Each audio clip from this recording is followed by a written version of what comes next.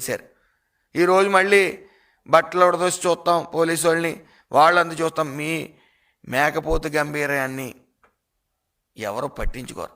మీరు ఈ రోజున మీరు మీ ఏదైతే కొడాల నాని, పేరు నాని వీళ్ళందరూ కూడా అరెస్ట్ చేయండి అంటున్నారు. పేరు నాని అతను కేవలం అరెస్ట్ చేస్తే పార్టీ కోసం నేను లోపలికి వెళ్ళాను, జైలుకి వెళ్ళానని జగన్మోహన్ రెడ్డి గారి దగ్గర మార్కుల కోసం ప్రయత్నిస్తూ ఉన్నారు.